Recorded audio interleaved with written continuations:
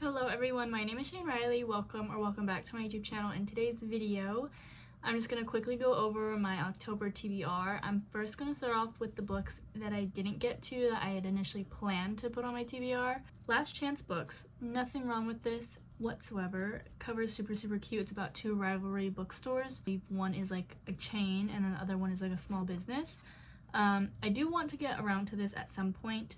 This book I've heard so many great things about. I heard Sarah talk about this a lot. I did want to read this, but I honestly now, once October was like happening, I was like, you know what, I kind of see myself reading this in not even December, but January, February, but I'm very excited about this. The Pumpkin Spice and Everything Nice book. I've seen this all over TikTok. This is like fall thrown onto a book cover. The last book that I didn't get to, which I'm very sad about, because it involves pho. I'm obsessed with pho. It's a comfort food, and it's because it's just getting colder right now. I want to have it. Immortal Dark. This was not on my TBR list, but it was in a video that I was trying to incorporate it in. I just didn't get to it. I was really sad because I wanted to get to it. Now I'm going to talk about the books that I did get to that was on my TBR. First one is Ghost Mother. I believe I rated this like a 3.5. It wasn't horrible. The best way I can describe this book is that it was just very odd. I do think that there was parts of the story that could have been improved to like really make you like shocked and like, wow, that's absolute insanity, like crazy. The main plot of this whole story was there's this couple. Main character is named Lily, and she deals with infertility, which is very sad. She really wants to be a mom. You see that throughout the whole book. But her husband gets a new job and they have to kind of move to Wisconsin because that's where like most of the offices are at, like home base for him. They end up coming across this old mansion.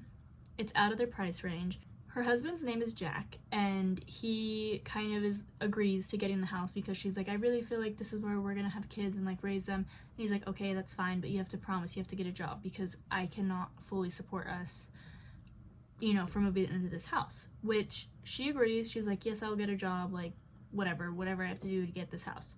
Her backstory is her father was rich at these restaurants, like this chain, and he had a lot of money.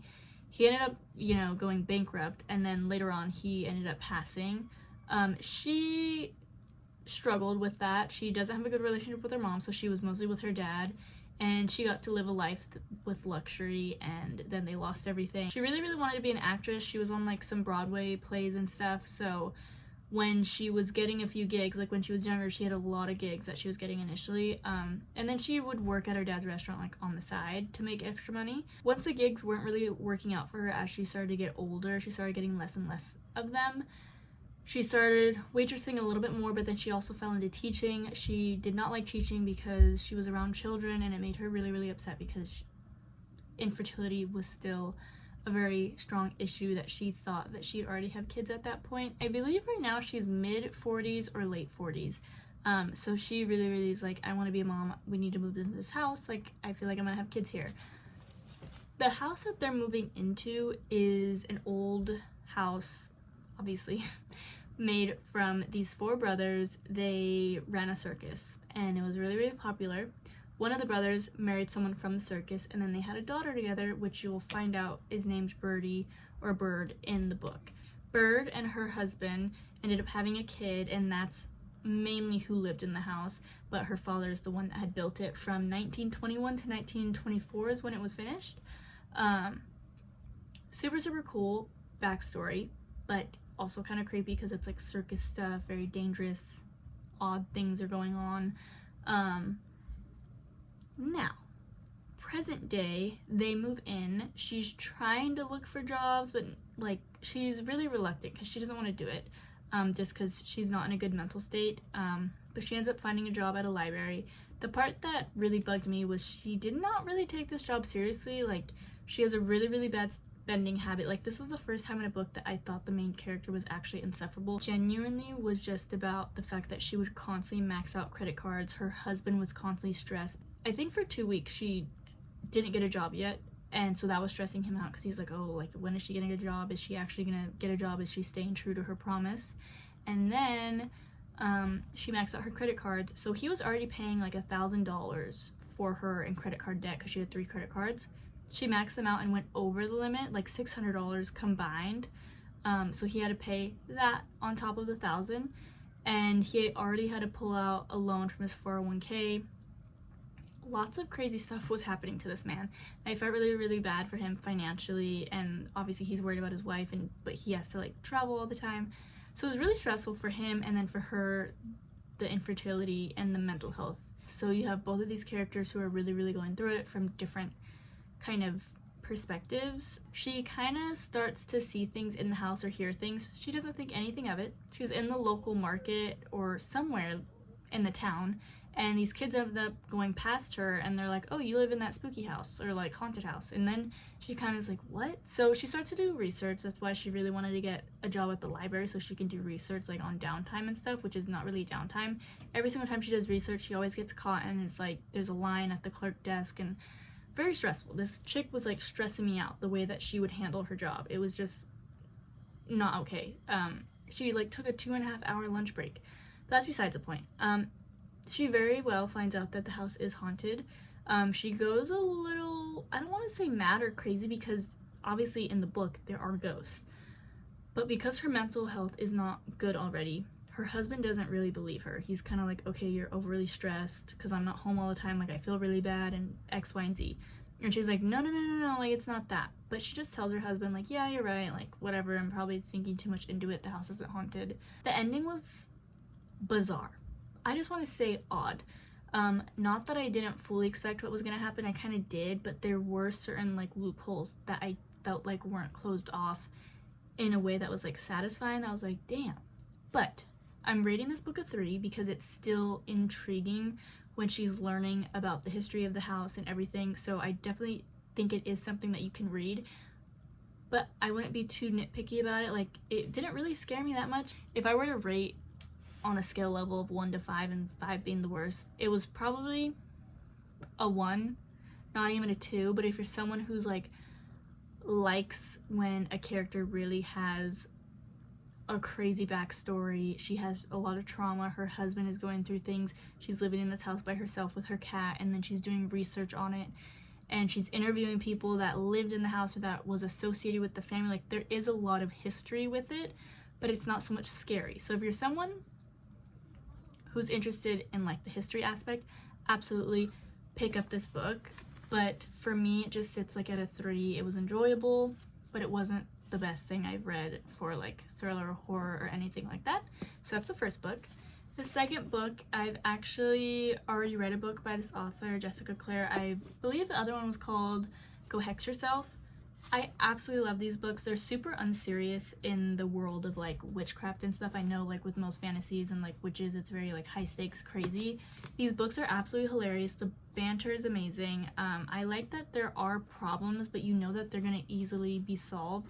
And to some people, they might not like that because again, they want an issue that is hard to solve, or it's like what's gonna happen.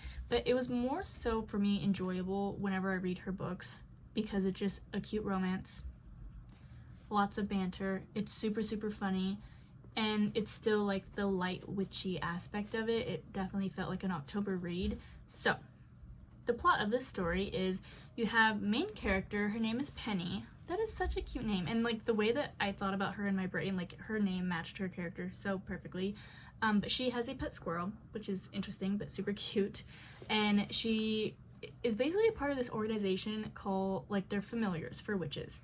And there's kind of a shortage on witches, so in return, a lot of familiars aren't getting picked to be, like, paired with a witch. Penny is already gonna be, she's already late 30s, so she's kind of like, well, both of my parents are familiars. They've already been going at it for a few years. By the time they, like, graduate and become witches themselves, they're gonna be older. And if I'm already gonna be 30 and I'm not even a familiar yet, and most of the time familiars are doing that for about 20 years before they become actual witches, she's like, I'm gonna be like 50 plus, like that's crazy. So she's kind of like in a rush to become a familiar for a witch, and in this like familiar society they kind of teach them the basics, like basic magic, things like that, but they don't really get into a bunch of spells. The reason why witches have familiars is so that they can draw from their power to not use up a lot of their own power of like you know, certain wards or protection spells that they have up for their house, for themselves, whatever. Her friends present her with an offer from another witch, and he's forbidden to have a familiar for like 50 years because he did something bad and they banned him.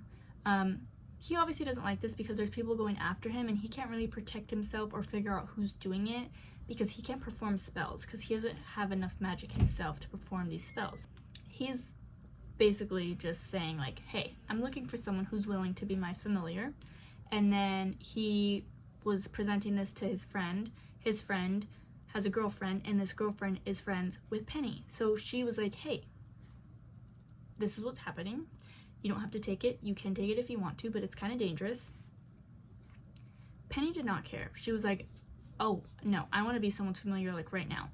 So you kind of just see, like, the story of, like, them working together. They do not work well together initially. Penny is super colorful. He's very, like, dark and, like, what are you doing? Get this rodent away from me. He does not like her squirrel.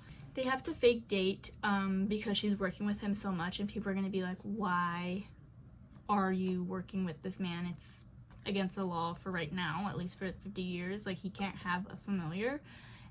So she's like, we have to have a backstory. So it's just around, like, when she's at events for, like, this familiar society and, like, their group and stuff. And everyone kind of believes it. There's some people that don't. So you have some nosy people trying to figure out what's really happening. You see them work together to try to figure out who is this old witch that's trying to, like, capture William. Like, it's just a bizarre situation, but it's really, really funny. It's comedic, so I absolutely love Jessica Clare and any books that she comes out with. I've only read 2. I don't know if she has any more out. I actually need to research that, but I believe this one I rated a 4. The third book that I read on my TBR is Such Sharp Teeth. My rating, I think right now, I'm gonna rate it a 3. Just because I've had time to think about it. There's nothing wrong with the story. I just think it was a super fast read. It was simple. There wasn't anything too crazy or complex. It made me happy. But it's not something that I was like, wow, this is the best thing ever, which not every single book needs to be that. So it was absolutely fine. You have main character Rory. She has a twin sister named Scarlett. They originally came from this small town, and Scarlett still lives there. Rory now works in New York City, the Big Apple, and she usually comes down for the holidays, but she's coming down a little bit earlier, around Halloween time, because her sister is 6 months pregnant, and she's also going through a really, really bad breakup. While she's driving into town, she ends up hitting this, I was gonna say reindeer, she ends up hitting this deer, and she gets out of the car, is like, oh my goodness, it kind of looks like it was already like getting eaten by like a bear or something. Ends up seeing that there's like silver stuff on the ground. You find out what that is later, but a werewolf starts attacking her, or kind of attacking her. Like, it chases her into the woods, and then she gets attacked. She wakes up, I think, like a few days later or something. Her and her sister's relationship and banter, it probably has been the best banter I've seen between siblings in a book. It was really, really funny. They're really, really caring towards each other. They know each other's kind of, you know, backstories and how they deal with issues and how to comfort each other. But to see them kind of like poke jabs at each other was really, really sweet in like a sisterly way. But you end up seeing Rory trying to figure out what's happening to her, if werewolves are even real. You know, she's kind of heard fake stories and tales of them, but like nothing like hard facts information. She kind of believes what's happening to her because she's done research, but she's not 100% sure until a full moon hits, and then she transforms into an actual werewolf. Now, a cool kind of side story, which I didn't think we were going to see at all because I initially did not even think of this. Obviously, she was bitten by a werewolf, so that means that there's someone else out there that's a werewolf. And in the story, you kind of figure out who that is to her. And, you know, because it's a small town, it kind of reminds me of Vampire Diaries, like, legitimately. Like, you have all these characters. A lot of them have lived in the small town, or they've left, you know, for a little bit during their young adult lives, and then they've come back. And it's kind of like a reunion type of thing where, like, they're all kind of like, hey, like, what's up, whatever. So you're kind of like, okay, who among all these people is a werewolf? And do they even know that they're a werewolf? I mean, obviously kind of, but, like, do they know that they attacked her and then, like, they turned her into a werewolf? Because her memories of when she's a werewolf, she, like, barely remembers things. So it's just really, really interesting. There is a romance in here. It's not with another werewolf, but it is someone from her childhood that he had a crush on her. I'm not sure, I can't remember if she had a crush on him or she just didn't and she like, or she did and she didn't care. I don't know. I just know that they knew each other from when they were younger, and he's super, super understanding. She goes through a lot of trauma, and as she's getting older, she's trying to figure things out, but then also on top of like werewolf stuff,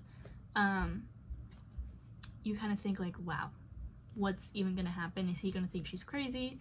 But you just see how he reacts to all of this and how he's like managing being around her, that she's back into town, and like, oh my gosh, I really, really like this girl. So super, super sweet story. My rating is a 3. Again, not bad at all.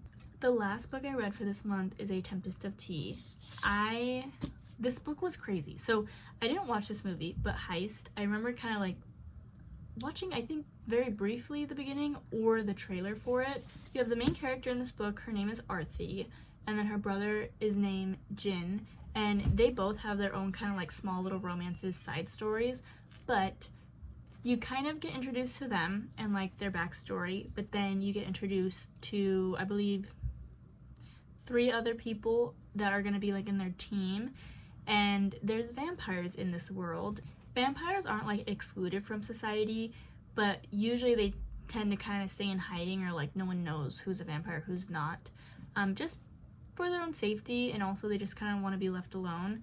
But there are laws put on vampires that you can't feed from anyone without their consent, all great things like that, which obviously I think should be put in place, like if you have vampires like living in a society. But anyways, Arthi and Jin own this like tea house, and during the day they serve tea and biscuits and all these kinds of muffins and croissants and stuff, and at nighttime it turns into kind of like a blood house.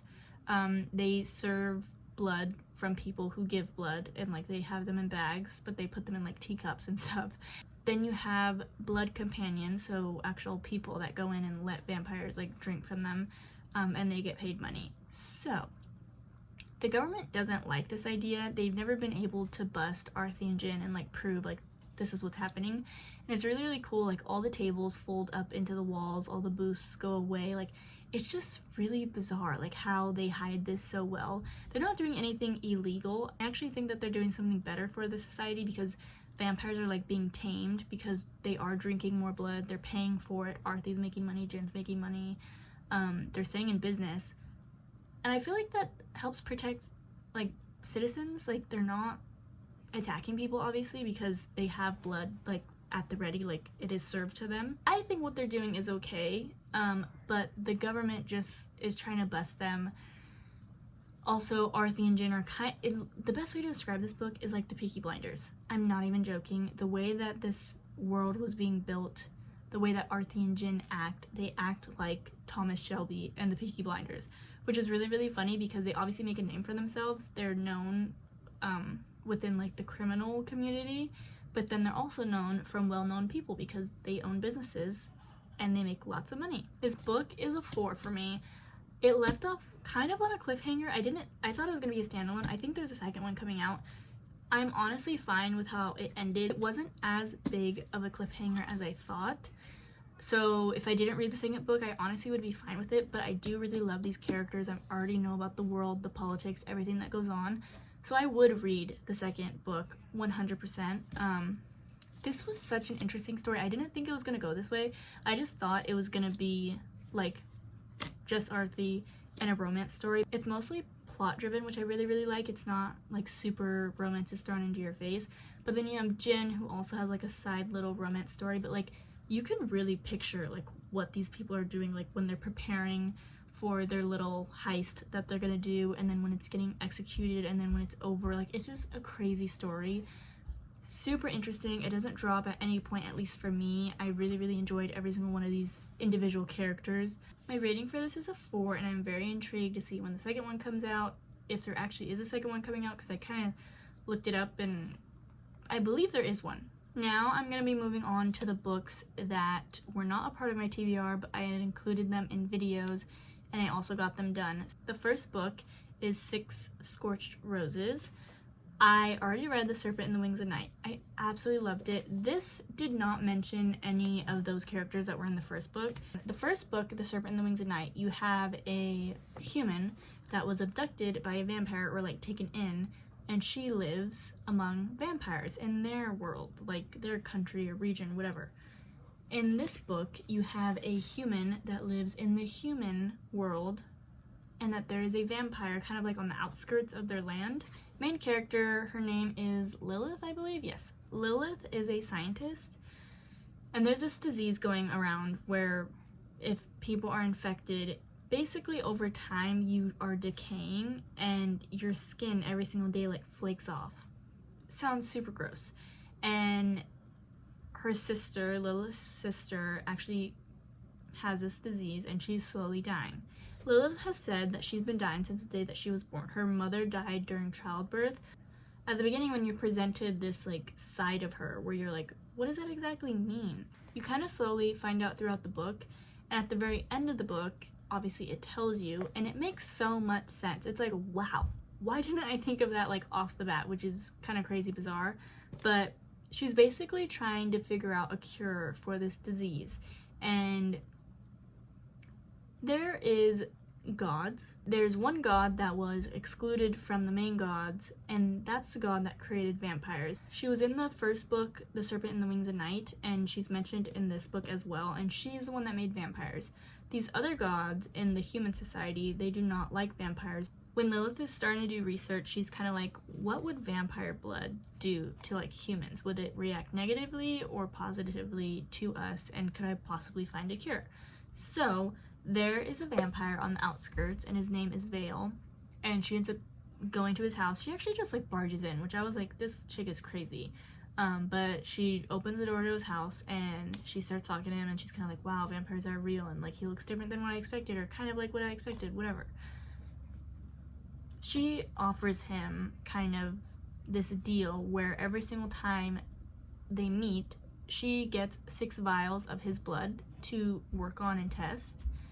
And then in return, she'll give him a rose for each visit. Whenever she's doing research on his blood, the machines that she uses them on, sometimes they break, or sometimes the glass that they're in, they break, because her gods obviously don't like vampires, and there's magic in his blood. So they're kind of like, what are you doing? The stakes are really, really high while she's trying to find a cure. Her sister is dying at a pretty fast rate. And that's really, really scary. And you're kind of like wondering throughout the book, like, wait, like, what happened to her? Like, what does she mean by she's been dying since she's been born? Like, what does that actually mean? Her father was one of the first people to die from this disease, which is really, really unfortunate and sad. One of the quotes from the book is, the god that her father had cursed likes to curse back. It's like, whoa, this is gonna be crazy. Honestly, like, whichever god he did that to, obviously he made upset and like cursed the whole town, and that's why there is this disease that's, you know, among everyone. And you see her and Vale's relationship unfold. His house is full of all kinds of crazy artifacts, like artwork, and she already has done a lot of research on vampires because she knows that there's multiple houses that they're like assigned to, and like certain vampires have wings and some don't. And it was just really, really cool to see that she appreciated vampires and she wasn't afraid of them. And him, he's kind of like intrigued by her because he was like, well, she's not afraid of me, but also she's really desperate to find a cure. And so he really wanted to help her out. Not in the end, but like initially he's kind of like, why do you want my blood?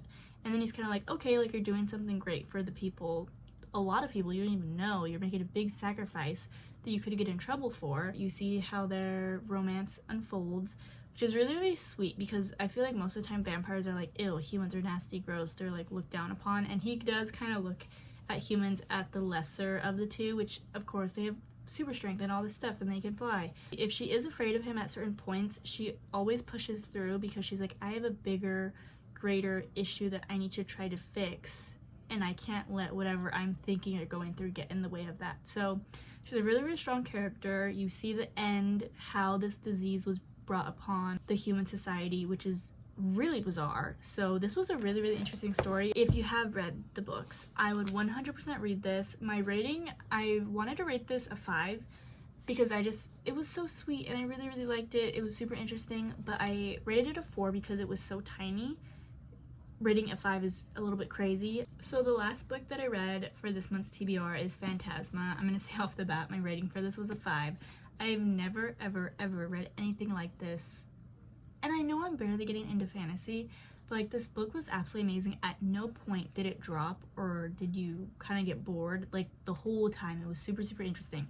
So the plot is, main character Ophelia, which is such a pretty name, her and her sister Genevieve, they kind of end up in this situation where it immediately throws you into the book. Their mom passes at the beginning of the book. It's one of the first scenes, and instead of it being like super scary and shocking, because they're witches, but specifically they're called necromancers, so that they can communicate with the dead and the living and relay messages and stuff. So they know that they're gonna see their mom later in passing and know that there's an afterlife. So they're not super like, oh my goodness, this is so sad, like our mother's dead. Obviously they're shocked and sad, but it's not like as sad as for like regular people that don't believe in the afterlife. So the mom dies, and Ophelia has a certain time frame to transfer the mom's magic to her, because their family kind of has this like business where like they give readings to people. They're known in their community. A lot of sightseers go to see them and get readings done. So a pretty popular thing, and Ophelia really wants to take on that responsibility. Even though it's a big responsibility and she's extremely stressed about it, she does respect the family's kind of like business and that it's been getting passed down, and that she wants to inherit that from her mom. So she has a certain time frame to perform this like ritual to transfer the mom's magic to her, and she's successful, and it turns like her eyes were already like blue, but it turns them kind of like a bright blue. A lot of people think it's creepy. A few days go by and someone knocks on their door, and it's people from the bank, and they end up telling them that their house is not fully paid off and their mother wasn't able to make payments on the house, so that it's gonna go to the bank, foreclosed, like gone. They kind of don't know how this happens, but Ophelia finds out that the mom, or the bank tells them once they actually get there, that the mom pulled out a loan from the house and she didn't end up paying that loan back. So Genevieve runs off, her sister, to play this game called Phantasma. It's basically like a traveling circus, but it's a traveling spooky mansion house, and it shows up in town to town, city to city, and they make people compete 9 levels. When people enter, they have to give one of their biggest, darkest fears. When they're talking to the person that's entering them, he himself is a demon, so he's able to go inside their brain and find something that they're truly terrified of and use that against them in the game as kind of like payment, I guess, and also entertainment purposes. And in the house, I believe the first night there's not a kind of challenge or level. They're just kind of getting used to their room and like being in the hall and stuff. And once they're in a certain section, they're not allowed to talk or see the other sections until they pass level 7. So when Ophelia goes into the games, because her sister ran off, and then she's like, oh no, she went to this place, I'm worried about her, she can die either in the games from actual demons and stuff or not winning, or people outside, if they're super desperate and they want to win the prize, they can kill each other. Genevieve runs off and Ophelia's going after her, and she basically, when she enters, she doesn't enter in the same quadrant as like her sister. So she can't see her sister till level 7. The first night, she actually meets this ghost. His name is Blackwell, or she ends up finding out he's a phantom. She's never met a phantom. They're phantoms and ghosts and like spirits and ghouls. They all can do different things. They all mean different things, which at the beginning of the book, there's like a little breakdown, which is really cool, because if like you forget, like it's very easy to remember, and it's very simplified. Again, I've never read anything like this. Like, it wasn't super scary, kind of gory, because obviously like when people are dying, like it's literally like the Hunger Games. Like, people are dying from like certain levels and aspects and challenges or other people. I think the best way to describe this is when Lauren Roberts did Powerless. During the trials, it's very interesting, intriguing, but when they're out of the trials, there's like a lot of downtime, side quests and side stories, but like it's more boring to me. This book, as soon as they exit like the level, because Blackwell, at the beginning of the book, you realize he's a spirit there, and he doesn't know why he's there in the house, the traveling mansion. He doesn't know how to get out. He just knows that there is some sort of key that's hidden, that when you find it, it'll unlock him and his spirit, and that he'll be able to flee and be free. He kind of presents Ophelia with a deal. So the deal that Blackwell makes with Ophelia to help her win these trials and to see her sister, he tells her, I will help you win the trials, because she's a necromancer, so she can see spirits. So she can talk to them and fully see them. Other contestants can't because they're just regular humans, or some of them have certain abilities but nothing like crazy like she does. So she's already at an advantage, and she can talk to Blackwell and he can give her tips and help her along the way, and no one else knows what's happening because they can't even see him. He makes a deal, like, if I am there during the trials and the challenges and I help you win and pass and keep you safe and alive, in return you have to help me on your downtime to find this missing key or whatever's keeping me tethered here. Like, I need to be free. At first she doesn't want to because her mother has always told her, like, stay away from certain people, certain phantoms or ghosts, because they're dangerous, or you don't know what they're really capable of, or you shouldn't make deals with devils, things like that. So she's really hesitant. She's kind of like, okay, this is creepy, but like, I'm really desperate. I want to save my sister. I want to get out of here. I want to win so that we could like pay off the house and stuff. And their banter was really, really funny. How he helps her. I've never ever read trials like this interesting before in a book. I have read The Serpent and the Wings of Night, and that was super interesting. And this one I think by far is like my favorite, because they're in this like mansion, and so they're looking through all these crazy rooms and stuff. Like, it's just really, really interesting to me, and I'm obsessed with like witches, ghosty things, like, and it wasn't super scary, crazy like thriller, but it was definitely like, okay, what's gonna happen? I thought this was absolutely amazing. It's like dark gothic fantasy. You have multiple different types of spirits. Ophelia being a necromancer, being able to see all these people and like understand, like, you're really, really bad, you're kind of good, I just want to save my sister.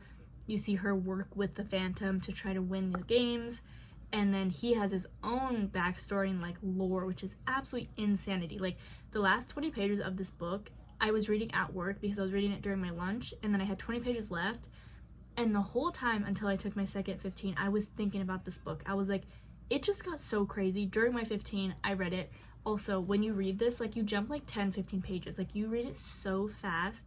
It was actually crazy. I enjoyed this so much. They also have it on Kindle Unlimited, which is crazy, amazing, great. I have nothing else to say. I would recommend this book to absolutely anyone. I was telling my coworkers about it, my friends, my family. Like, this book is amazing, truly. The last book that I read this month is The Spell Shop. This is actually the book that I read for my bookshelf scavenger hunt video. This book, I think I rated it a 4. It was very, very cute, very interesting. The little talking plant in this book, I kept calling Chaz, which I don't think that's his name. So the main character in this book, she kind of lives in the city, but the city is going through a revolution, and she has to flee with her talking plant. I'm gonna say Chaz. That's how I kept saying his name. They end up fleeing to this island, and she remembers this island because she actually grew up on this island. And her parents grew up on this island too, but they ended up moving into the city because they just wanted different opportunities for themselves and for their daughter.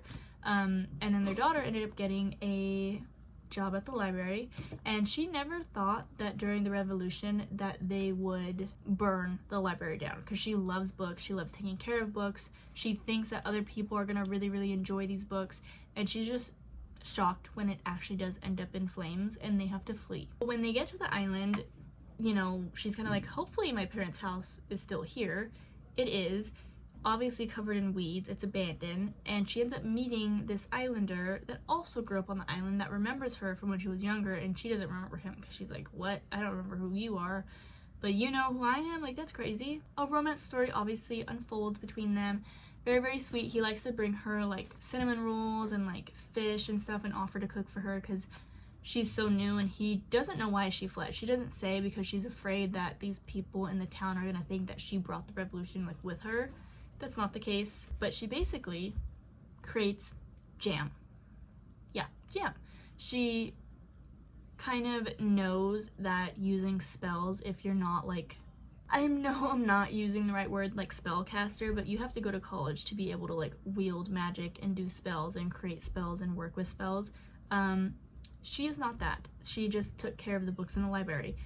She needs crops and things, and they do plant some, but by the time that they're gonna grow, they're gonna run out of money, they're not gonna have food, Well, at least for herself, because Chaz is a plant. He just needs to be watered. He's actually so cute. He's really, really funny. She's like, well, maybe one of the spell books that we brought has some sort of spell to help with the growth of plants. And she's absolutely right. They find a spell, and they're kind of trying to keep it under wraps because they don't want the islanders to know that they work with magic, because the island used to have spellcasters that would come every few months or weeks to check up on the island and make sure that the magic in the system or in the world was working correctly. Like, there wasn't, kind of like, okay, the best way to describe it is like how we get hurricanes and stuff, or, well, in California we don't, but in the world we get hurricanes and stuff is because of certain climate changes. Well, in this book, it's when magic is unstable in certain areas is when they have really, really bad storms. So spellcasters would come to make sure that the rain would rain, it wasn't too excessive to where like it'd wash out the island. Things like that.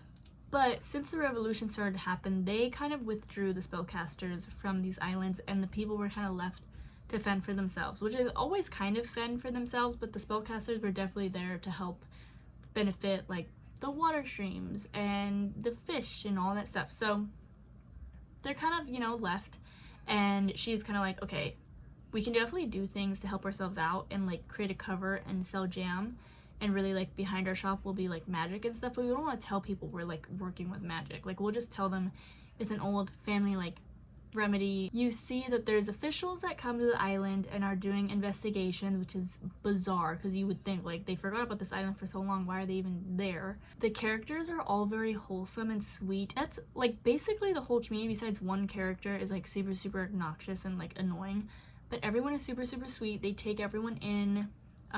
They don't react too crazy to Chaz because he is a talking plant. He doesn't have eyeballs, but he talks. He also doesn't have ears, but he can understand. So like, they don't think it's that odd. They just know he's a talking plant, and they're like, whatever. Also, I should say that the main character is blue, so it's not like a bunch of humans. Like, you know, there's mirror horses, half horse, mermaid type of deal. So it's very magical and whimsical, very, very cute, wholesome, and cozy. I'm definitely glad I read this. I don't think I have anything else to say, besides it's a 4-star, super cute, cozy, homey. You see the community work together to protect each other, and it's just a beautiful story. I'm so glad I read this. It definitely felt like fall, and cozy. That's it for my wrap-up. I feel like I talked for a while. I hope I cut a lot of this out, because that's crazy. But that's it for today's video. I read 8 books this month. 4 were on my TBR, and then 4 I did not read that were on my TBR. So they'll roll over somehow, some way in the next few months. I do want to get to them. I didn't think that there was anything wrong with them, just I didn't have time, and I wanted to prioritize like super, super spooky stuff at least this month, with the exception of a cutesy little cozy romance. Hope you guys have a great rest of your day wherever you are in the world, and I will see you guys next time. Thank you so much for watching, and make sure to like and subscribe. Bye bye. I'm glad. Oh.